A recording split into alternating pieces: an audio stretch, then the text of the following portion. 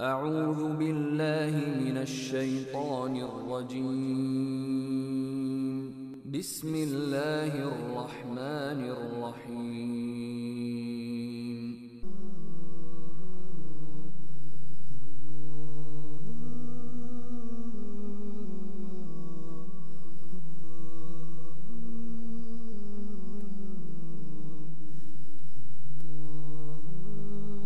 अल्हम्दुलिल्लाहि रब्बिल आलमीन वस्सलातु वस्सलाम अला रसूलिल्लाह व अला आलिहि व अस्हाबिहि अजमईन, अम्मा बाद।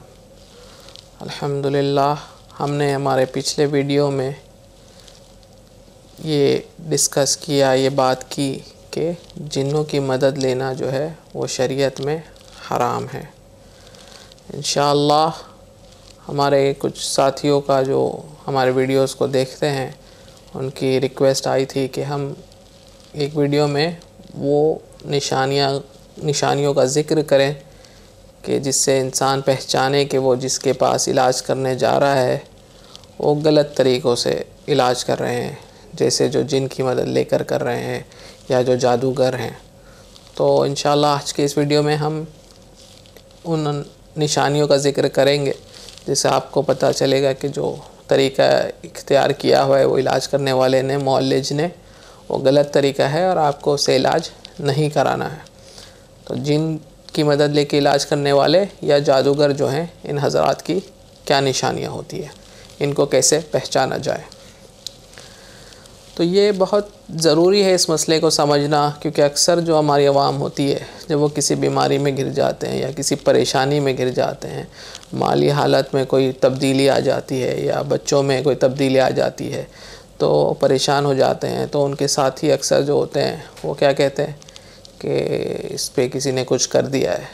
मैं एक मौलाना को जानता हूँ, तो मैं गया था तो फ़ायदा हो गया था, हमारा भी ऐसे ही मसला था, तुम भी चले जाओ उनके पास। वो एड्रेस दे देते हैं, फिर हम भी लाइल्मी में ऐसे मौलाना के पास चले जाते हैं। तो उसमें से कई जो होते हैं जो जिन्नों के पैरोकार होते हैं या तो फिर जादूगर होते हैं, तो हम इनकी बातों में आ जाते। कोई भी जादूगर जो है वो बोर्ड नहीं लगाता है कि भाई मैं जादूगर हूँ, कि मैं जादू से इलाज करता हूँ या मैं जिन्नों से इलाज करता हूँ। जब आप जाते हैं तो वो बिल्कुल उसका हुलिया जो है वो मौलाना बना हुआ होता है, या तो वो पीर साहब के नाम से जाना जाता है, या तो वो इस तरह के अलग अलग नामों से, आमिल के नाम से जाने जाते हैं। तो अलग अलग लोग जो हैं वो जिन्हों की मदद से काम कर रहे होते हैं। तो हमें इन लोगों से बचना चाहिए, इसलिए इनको पहचानना ज़रूरी है ताकि हम अपने ईमान की हिफाजत कर सकें। कई जो होते हैं जो धोखेबाज भी होते हैं, यानी उन्होंने हुलिया बनाया हुआ होता है, अब वो कर कुछ भी नहीं रहे होते, ना वो उनके पास जिन होते हैं ना जादू कर रहे होते हैं, लेकिन उनको पता होता है कि लोग जो हैं वो बातों में जब परेशान होते हैं आसानी से आ जाते हैं, तो उनको सिर्फ लोगों को धोखा देना होता है। हम फिर से याद दहानी आपकी कराएं कि सही मुआलिज सही तरीके से जो इलाज कर रहा होगा, उसका इलाज जो सही रुक़या शरइया है, उसकी जो 3 शुरूत हैं, वो तीनों शुरूत जो हैं उसके इलाज में पाई जाएंगी। नंबर 1, जब आप जाएंगे वो आपको अगर बैठाएगा तो वो आप पर कुरान पढ़ना शुरू करेगा। वो कम से कम आपके ऊपर 15 मिनट, आधा घंटा, पौना घंटा कुरान पढ़ेगा, या तो फिर सुन्नत में जो मशकूर दुआएं हैं वो दुआओं को पढ़ेगा, तो या अल्लाह के अस्मा व सिफ़ात या अल्लाह से आपके लिए दुआ करेगा। तो वो जो कुछ करेगा उसमें पहली शर्त जो है कि कुरान या सुन्नत से साबितशुदा चीज़ों को पढ़ेगा। दूसरी चीज़ कि वो जो कुछ भी पढ़ेगा वो वाज़े ऊंची आवाज़ में पढ़ेगा ताकि आपको समझ आए क्या पढ़ा जा रहा है। तो जो कुछ पढ़ा जाएगा या तो अरबिक में होगा, कुरान होगा, या हदीस की दुआएं होंगी, या अगर उर्दू में भी वो आपके लिए दुआ मांगेगा तो वो आपके लिए वाज़े होगा कि अल्लाह रब्बुल आलमीन तो इसे शिफ़ा दे। इस तरह की चीज़ें, वाज़े चीज़ें कहेगा। और तीसरी शर्त कि वो आपका यकीन दिलाएगा कि शिफ़ा मिन जानिब अल्लाह है। वो ये दावा नहीं करेगा कि मैं ठीक कर दूँगा, वो ये आपको यकीन दिलाएगा कि शिफ़ा जो है वो अल्लाह ने देनी है। तो ये सही जो मुअल्लिज है उसके पास आपको ये तीनों शुरूत जो है उसके अमल में मिलेंगी। तो ये जो है रुक़या शरइया, जो सही साबितशुदा रुक़या है, वो है जो साफ़ पानी की तरह है। तो अगर ये शर्तें नहीं मिले, आप किसी मुअल्लिज के पास जाएँ, बैठते साथ ही वो कुछ और चीज़ें करने लगे, कुछ और पुकारने लगे, कोई और चीज़ें करने लगे, तो समझ जाना कि ये गलत तरीक़ों से इलाज कर रहा है और वहाँ से फ़ौरन लौट आना। तो जितने हमारे भाई जो मौलिजीन हैं और जो इस फील्ड के ऊपर काफ़ी इल्म रखते हैं और उमूर रखते हैं और जिन जादू से इलाज करने वालों के बारे में इल्म रखते हैं, तो उन्होंने इन निशानियों को लोगों के लिए आगाह किया है कि ये निशानियां हैं जो जिन और जादू से इलाज करने वालों की। तो इसको आप समझें, ताकि अगर आप किसी ऐसे शख्स के पास जा रहे हों जो जिसके अंदर इसमें से कोई एक निशानी है, तो आप उससे इलाज कराना बंद कर लें। तो सबसे पहली निशानी जो है वो है कि वो आपसे आपका नाम पूछे और आपकी वालिदा यानी आपकी माँ का नाम पूछे, यानी आपकी मदर का नाम पूछे। तो हमारी जो शरीयत है उसमें आप कहीं भी देख लें, इंसान जो है वो अपने वालिद के नाम से पुकारा जाता है। अब्दुल्ला इब्ने उमर, उमर इब्ने ख़त्ताब, तो कहीं भी जो है वालिदा का नाम का ज़िक्र आपको नहीं मिलेगा। तो ये लोग जो जिन्नों की मदद लेते हैं, तो जिन जो है वो इंसानों को जो है वालिदा के नाम से पुकारते हैं कि जानते हैं कि भाई अब्दुल्ला इब्ने फ़लान, तो उनके लिए माँ का नाम इम्पॉर्टेंट होता है, पहचान है। तो जो शख्स आपसे आपका और आपकी वालिदा का नाम पूछ रहा है, माँ का नाम पूछ रहा है, समझ लें कि वो जिन्नों की मदद से काम कर रहा है।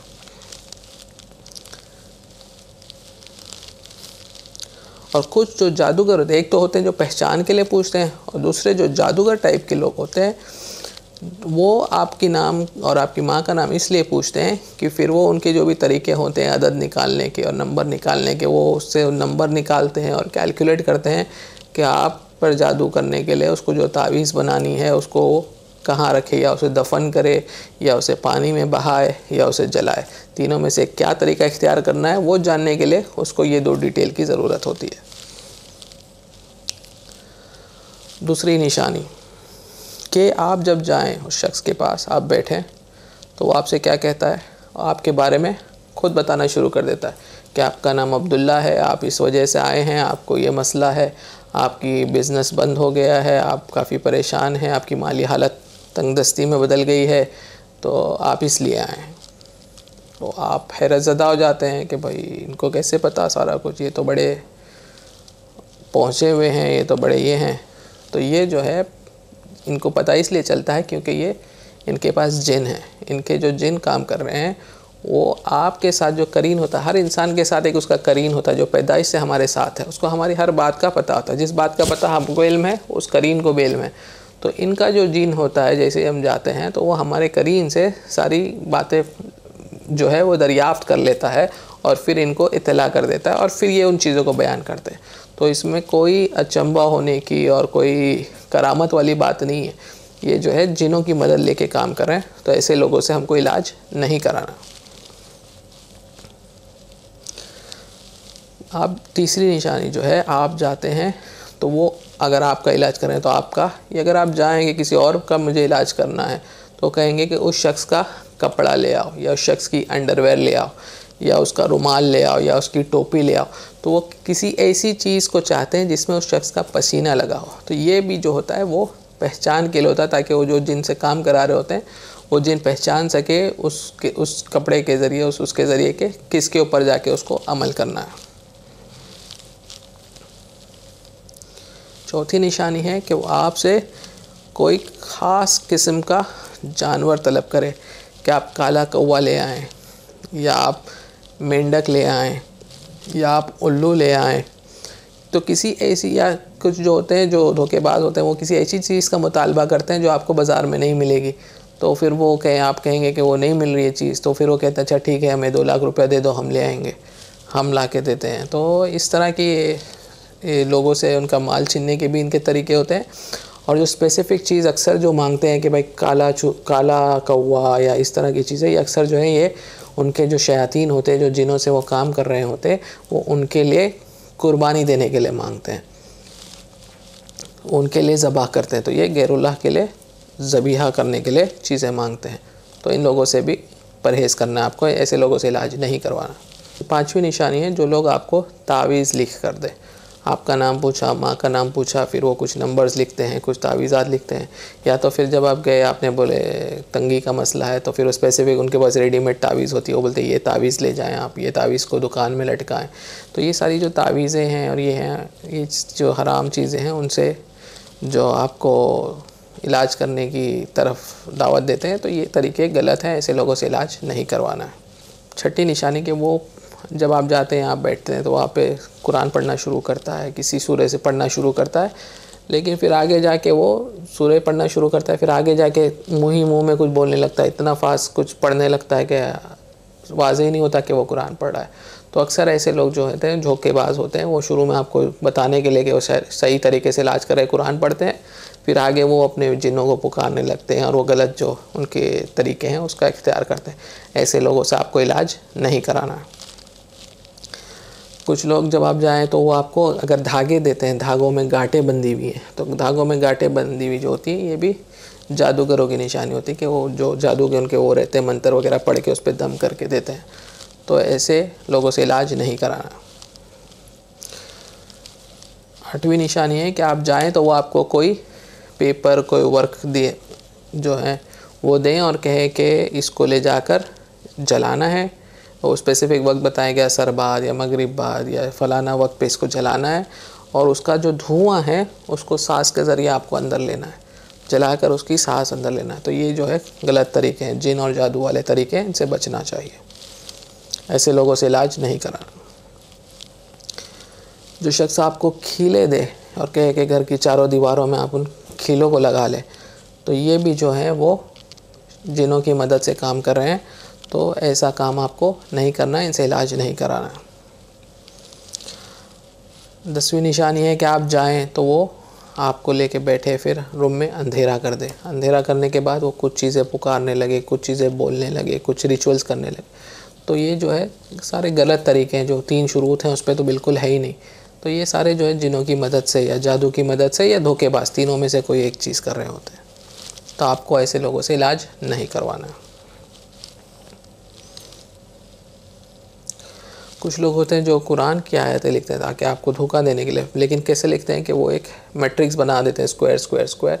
फिर जैसे कुल हु अल्लाहु अहद लिखना है तो एक में काफ, दूसरे में लाम, यानी वो जो कुरान की आयतें हैं उनको, इनकी इंटेंशन होती है कि उसको तोड़ा जाए, इन मैट्रिक्स में कैद किया जाए। तो नौजुबिल्लाह, ये गलत तरीके होते हैं, इस तरह से वो लिख कर देते हैं।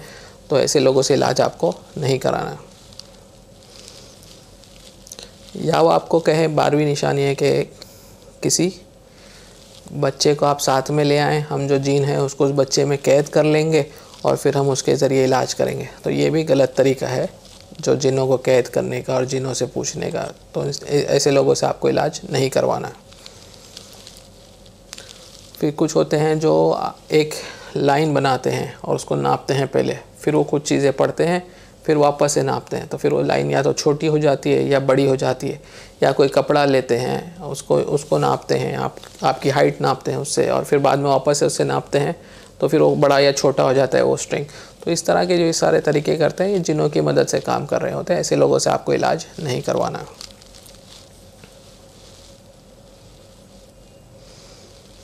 अगर आप किसी शख्स पे जाते हैं, के पास जाते हैं, वह या आमिल है या मौलाना है, आप उससे कहें कि भाई मुझे मेरे भाई और भाभी में नाइत्तेफाकी डलवाना है, झगड़ा डलवाना है। वो कहे हाँ क्यों नहीं, मैं अभी कर देता हूँ, मेरे पास उसका अमल है, मैं आप इतने पैसे दें मैं कर दूँगा। जान लें कि ये जादूगर है, कि ये, क्योंकि ये जो काम है ये काम ही सिरे से गलत है। तो उसके लिए भी वो जब राज़ी हो रहा है, मतलब वो गलत तरीक़ों से, जिन्नों से और जादू से का इस्तेमाल कर रहा है। ऐसे लोगों से बचना चाहिए।